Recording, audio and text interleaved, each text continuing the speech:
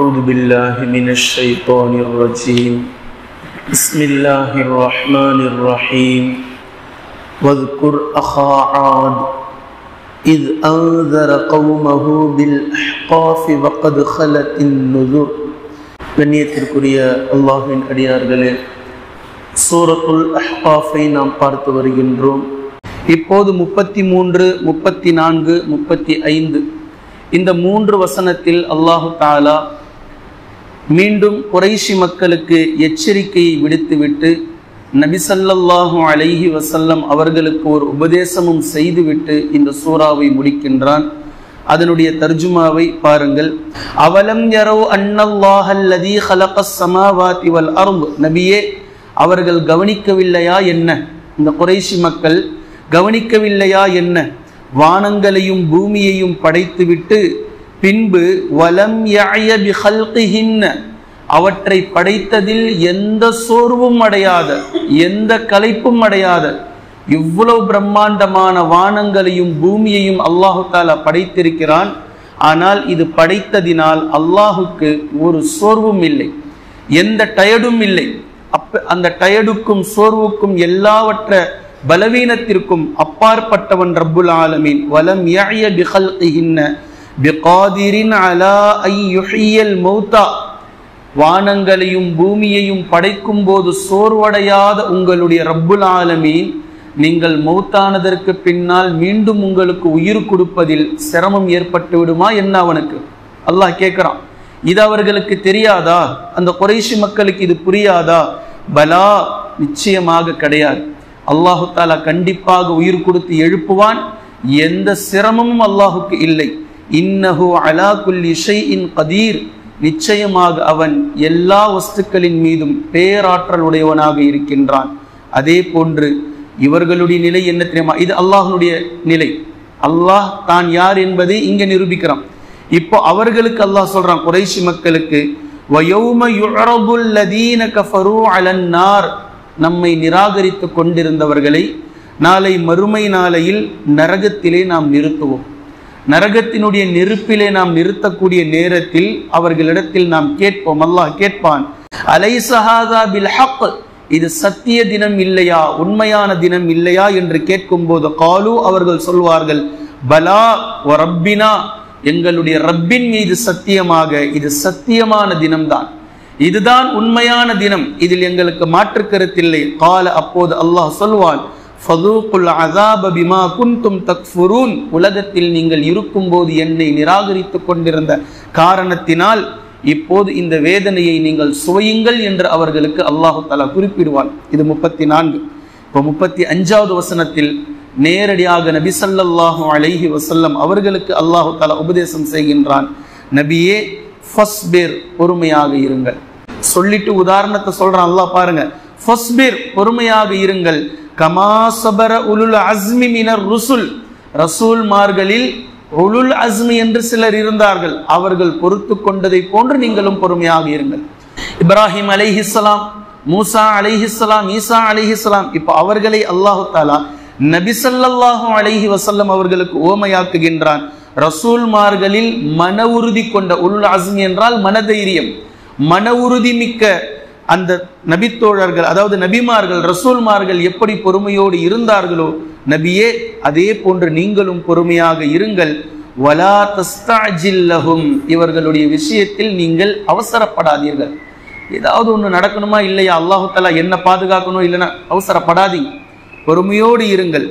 கஅன்னஹும் யௌம யரவுன மா யூஅதூன லம் யல்பஸூ இல்லா ஸாஅத்தம் மின் நஹார். இவர்களுக்கென்று வாக்களிக்கப்பட்ட அந்த தினம் வரும், மறுமை நாள் வரும். வாக்களிக்கப்பட்ட அந்த தினம் வரும்போது இவர்களை நாம் எழுப்பும் நாளில் இவர்கள் பார்ப்பார்கள். பார்க்கும்போது இவர்கள் நினைப்பார்கள். கெட்டவர்கள் எல்லோரும் நினைக்கக்கூடிய ஒற்றை விஷயத்தில் அல்லாஹு தஆலா கொண்டு வந்து சேர்க்கிறான். இவர்கள் நினைப்பார்கள், கொஞ்ச நேரம் தான் உலகத்துல இருந்திருக்கும் போல, இப்போ இருக்க போறதுதான் நிலையானது என்று அவர்கள் நினைப்பார்கள் என்று அல்லாஹு தஆலா சொல்லி காமிக்கிறான். சொல்லிட்டு, பலா, செய்தியை நீங்கள் எத்தி வையுங்கள். இந்த குர்ஆனை அந்த மக்களுக்கு மத்தியில் எத்தி வையுங்கள், எத்தி வைக்க வேண்டும். பலாகுன் ஃபஹல் யுஹ்லகு இல்லல் கௌமுல் ஃபாசிகூன். கெட்டவர்களை தவிர அல்லாஹு தாலா வேறு யாரையும் அல்லாஹ் அழிக்க மாட்டான். எவர்கள் இந்த உலகத்தில் குர்ஆனிற்கும் ஹதீஸிற்கும் முரணாக நடந்தார்களோ அவர்களுக்கு நிச்சயமாக மறுமை நாளையில் அவனுடைய ஹலாக், அவனுடைய அழிவு கண்டிப்பாக பிடிக்கும் என்பதை நாம் நினைவில் கொள்ள வேண்டும். மறுமையில் அல்லாஹு தஆலா ரஹீமாக இருப்பான். சொர்க்கவாசிகளின் மீது மட்டுமே அவனுடைய கருணை பாயும், நரகவாதிகளின் மீது அவனுடைய கோபம்தான் பாயும். இதை நன்கு விளங்கிக் கொள்ள வேண்டும். இந்த உலகத்தில் தான் அல்லாஹு தஆலா எல்லோருக்கும் ஒன்று போல் கிருபை செய்பவன். நாளை மறுமையில் தனது அடியார்களுக்கு மட்டும் கிருபை செய்வான். சொர்க்கவாசிகளுக்கு மட்டும் அவனுடைய மன்னிப்பும் அவனுடைய ரஹ்மத்தும் அவனுடைய பொருத்தமும் கிடைத்துக் கொண்டிருக்கும். நரகவாதிகளுக்கு அவனுடைய கோபத்திற்கு மேலான கோபத்தை அவர்கள் பெற்றுக்கொண்டிருப்பார்கள்.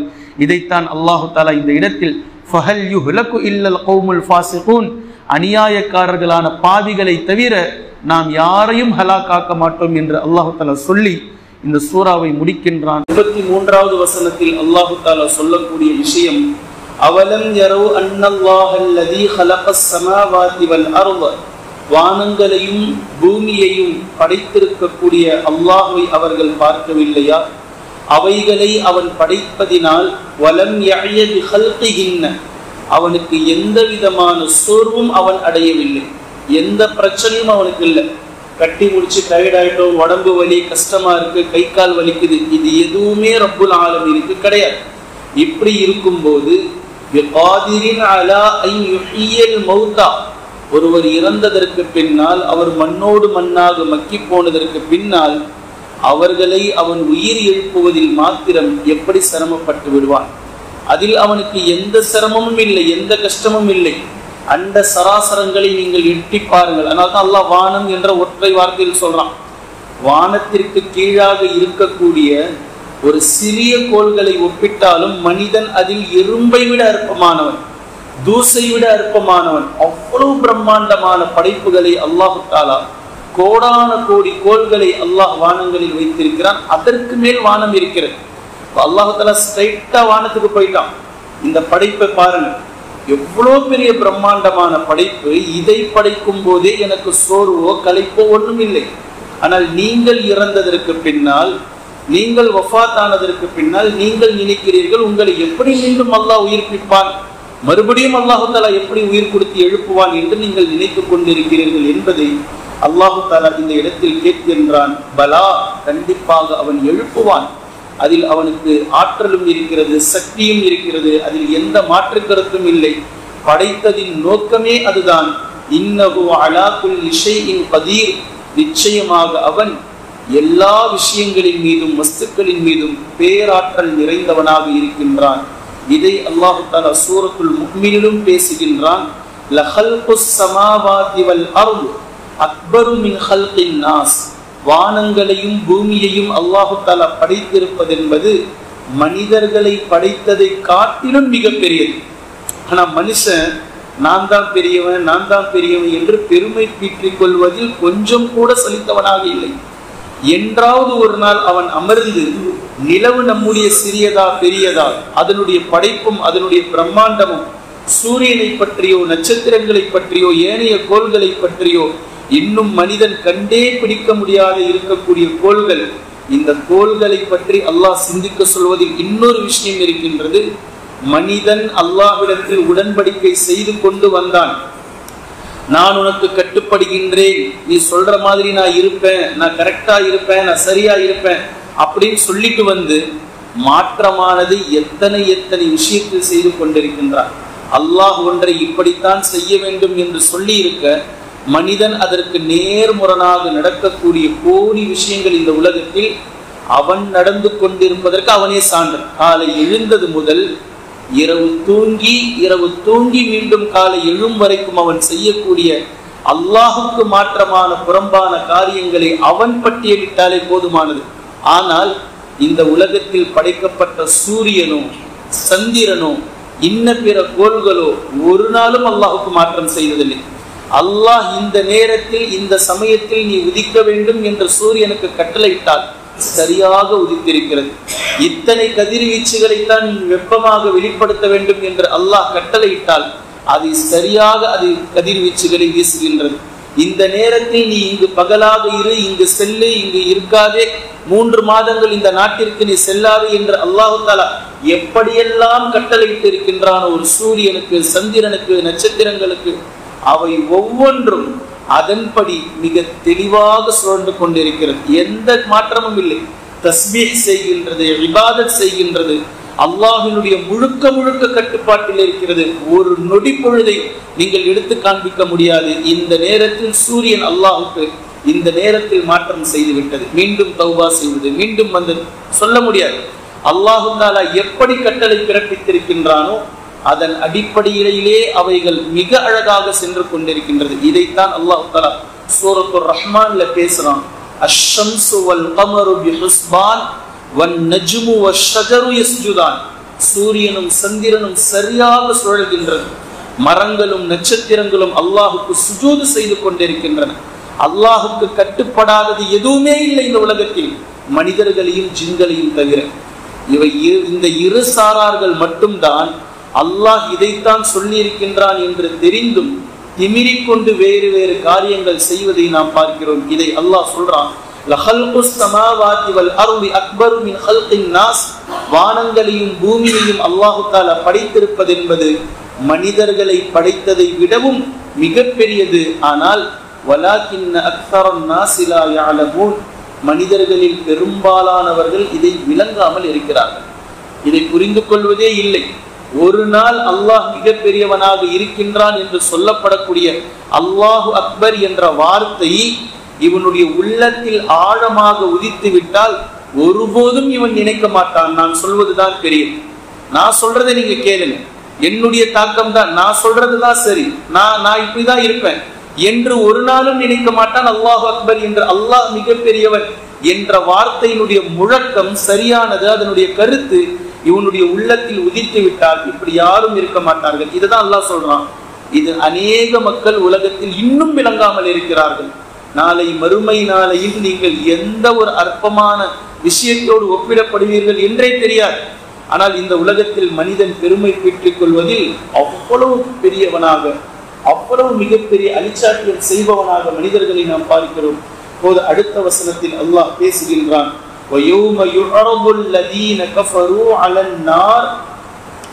நாளை மறுமை நாளையில் நரகத்தில் நிறுத்தப்படக்கூடிய நாளையில் யாரை? அல்லாஹ்வை நிராகரித்தவர்களை, அல்லாஹ்வை மறந்தவர்களை, அல்லாஹ்வை புறக்கணித்தவர்களை நாளை மறுமை நாளையில் நரகத்தில் அல்லாஹ் நிறுத்துவான். அலைஸ ஹாதா பில் ஹக், இது உண்மையான தினம் இல்லையா என்று அல்லாஹ் கேட்பான். இதுவல்லவா உண்மையான தினம்? இந்த தினத்தை நீங்கள் பொய்ப்பித்துக் கொண்டிருந்தீர்கள். இந்த நாளை நீங்கள் சந்திக்கும் தினம் நெருங்கிவிட்டது என்று சொல்லும் போதெல்லாம் அதெல்லாம் அப்புறம் பார்த்துக்கலாம், அதெல்லாம் அப்புறம் இன்னும் இருக்கு, டைம் இருக்கு, நாள் இருக்கு என்று நீங்கள் சொல்லிக் கொண்டிருந்தீர்கள். அலைஸ ஹாதா பில் ஹக் காலு, அந்த நேரத்தில் அவர்கள் சொல்வார்கள், திடீரென்று ஒரு மனிதரை மரணம் பிடிக்கும் போது ஒவ்வொரு நபர்களுக்கும் இது ஏற்படும். காலு, அப்போது அவர்கள் சொல்வார்கள், பலா வ ரப்பினா, ஆம் இந்த தினம்தான். இந்த தினத்திற்காக இதை மறந்துவிட்டு நாங்கள் என்னென்னமோ யோசிச்சுக்கிட்டு இருந்தோமே, என்னென்னமோ பண்ணிக்கிட்டு இருந்தோமே, இன்னும் நாட்கள் இருக்கு, இன்னும் நாட்கள் இருக்கு, இன்னும் 80 வயசு வரைக்கும் நான் இருப்பேன், 150 வயசு வரைக்கும் நான் இருப்பேன், 100 வருஷம் வரைக்கும் நான் இருப்பேன் என்று என்னென்னமோ பேசிக் கொண்டிருந்தோமே. வரப்பினா, எங்களுடைய ரப்பின் மீது சத்தியமாக இந்த தினம்தான் உண்மையான தினம். நீங்கள் நிராகரித்துக் கொண்டிருந்ததினால், நீங்கள் என்னை புறக்கணித்துக் கொண்டிருந்ததினால், என்னை மறுத்து வாழ்ந்ததினால் நீங்கள் இந்த வேதனையை சுவையுங்கள் என்று அல்லாஹின் புறத்திலிருந்து அவர்களுக்கு சொல்லப்படும். பின்பு 35வது வசனத்தில் அல்லாஹ் பேசுகின்றான்,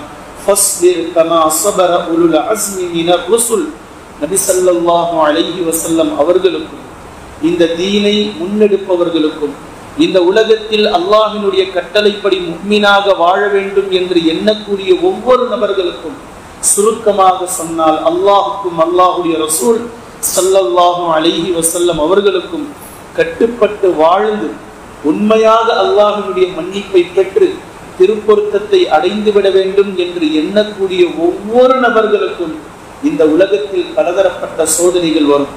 அவரவர்கள் முன்னெடுக்கக்கூடிய விஷயங்களில் அவரவர்களுக்கு கடுமையான சோதனை வரும். இந்த சோதனைகளில் மிக கடினமானது மக்கள் பேசுவதுதான்.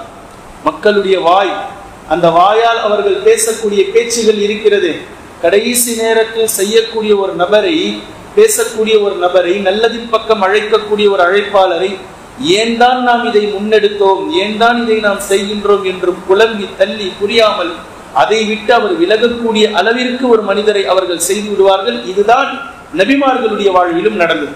நபி ஸல்லல்லாஹு அலைஹி வஸல்லம் அவர்களை பைத்தியக்காரர், சூனியக்காரர், குர்ஆனை கொண்டு சென்றால் இது முன்னோர்களுடைய கட்டுக்கதை, இதெல்லாம் நாங்க பார்க்காததா, நீங்க சொல்லக்கூடிய மறுமை எல்லாம் ஒன்றும் இல்லை என்று இஸ்லாத்தை ஏளனத்திற்கு மேல் ஏளனமாக நபி ஸல்லல்லாஹு அலைஹி வஸல்லம் அவர்களை பார்த்து பேசினார்கள் அந்த மக்கள். இப்போது அல்லாஹு தஆலா நபி ஸல்லல்லாஹு அலைஹி வஸல்லம் அவர்களுக்கு ஆறுதல் படுத்துகின்றான். நபியே, உங்களுக்கு முன்னால் ஏற்கனவே 4 தூதர்கள் சென்றிருக்கிறார்கள். அவர்களை உலுல் அஸ்ம், மன உறுதி மிக்க இறை தூதர்கள் என்று நாம் பட்டியலிடுகின்றோம். உலுல் அஸ்ம், மன உறுதி மிக்க இறை தூதர்கள். இவர்களையும் இந்த மக்கள் இப்படித்தான் வாட்டி வதைத்தார்கள். அவர்களுக்கு வந்த சோதனையும் அளப்பெரிய சோதனை. ஆனால் அல்லாஹ்வினுடைய உதவிக்காக அவர்கள் காத்து கிடந்தார்கள். அல்லாஹ்வினுடைய தீர்ப்புக்காக அவர்கள் பொறுத்திருந்தார்கள், அவசரப்படவில்லை. அதே போன்று நீங்களும் இருங்கள். வலா தஸ்தஅஜில் லஹும், இவர்களுடைய விஷயத்தில் நீங்கள் பொறுமையாக இருங்கள். கஅன்னஹும் யௌம யரவுன மா யூஅதுன லம் யல்பஸு இல்லா ஸாஅத்தன் மின் நஹார். நாளை மறுமை நாளையில் இவர்களை எழுப்பக்கூடிய தினத்தில், நாளில் இவர்கள் அந்த மறுமை தினத்தை பார்ப்பார்கள். நாம கொஞ்ச நேரம் தான் உலகத்தில் இருந்தோம். ஒரு பகல், ஒரு பொழுது, ஒரு மதிய நேரம், ஒரு இரவு நேரம், ஒரு காலை நேரம், இவ்வளவுதான் நாம் இருந்தோம் என்று அவர்கள் அதை பார்த்து எண்ணிக்கொள்வார்கள். உங்களுடைய வேலை பலா, குர்ஆனை எத்தி வையுங்கள், குர்ஆனை நல்ல செய்தியை எத்தி வைத்துக் கொண்டே இருங்கள். ஃபஹல் யுஹ்லகு இல்லல் கௌமுல் ஃபாஸிகூன், அநியாயக்காரர்களை தவிர, பாவிகளை தவிர அல்லாஹு தஆலா வேறு யாரையும் அழிக்க மாட்டான் என்று அல்லாஹு தஆலா சொல்லி முடிக்கின்றான். இன்ஷா அல்லாஹ் இந்த கடைசி வசனத்தில் அல்லாஹு தஆலாவினுடைய பொறுமை, நபி ஸல்லல்லாஹு அலைஹி வஸல்லம் அவர்களுக்கு அல்லாஹு தஆலா சொல்லக்கூடிய பொறுமை, உலுல் அஸ்ம் அந்த இறை தூதர்கள் யார், அவர்களுடைய நிலை எப்படி இருந்தது என்பதை பற்றி இன்ஷா அல்லாஹ் தொடர்ந்து நாம் பார்க்கலாம். குர்ஆனையும் ஹதீஸையும் தெளிவாக விளங்கக்கூடிய நன்மக்களாகவும் அதை நடைமுறைப்படுத்தக்கூடிய மக்களாகவும் அல்லாஹ் நம்மை ஆக்குவானாக. சுப்ஹானல்லாஹும்ம வ பிஹம்திக அஷ்ஹது அல்லா இலாஹ இல்லா அன்த அஸ்தக்ஃபிருக வ அத்தூபு இலைக்.